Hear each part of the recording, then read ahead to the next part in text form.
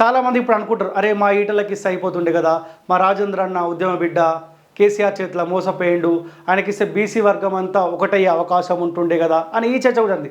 100% ఈటల రాజేందర్కి ఇస్తే సరే కొంత అరే ఉద్యమ బిడ్డ ఎవరు కాదనరు.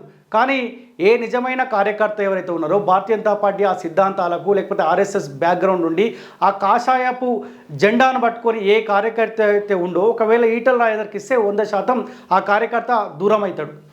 ఎందుకంటే ఈయన సిద్ధాంతాలు వేరే, ఈయన వచ్చింది కమ్యూనిస్టు ఆ భావాజావాలతోటి టీఆర్ఎస్ పార్టీలో జాయిన్ అయ్యిండు.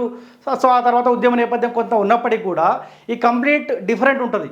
భారతీయ జనతా పార్టీ కార్యకర్తకు ఈటల రాజేందర్కు ఉన్న ఆ సిద్ధాంతాలు కంప్లీట్ డిఫరెంట్గా ఉండే అవకాశం ఉంటుంది.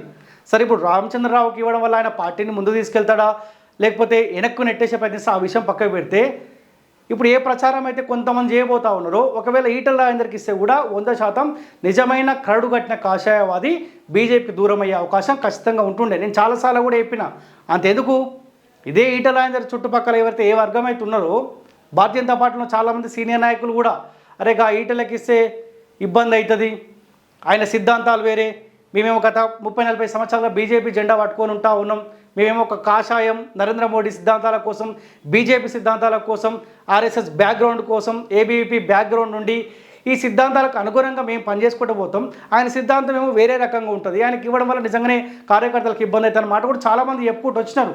సో పార్టీ కూడా ఇవన్నీ అంశాలు దృష్టిలో పెట్టుకొని ఈటలకు కాకుండా రామచంద్రరావుకి ఈ పగ్గాలు చేతిలో పెట్టినట్టు తెలుస్తూ ఉంది.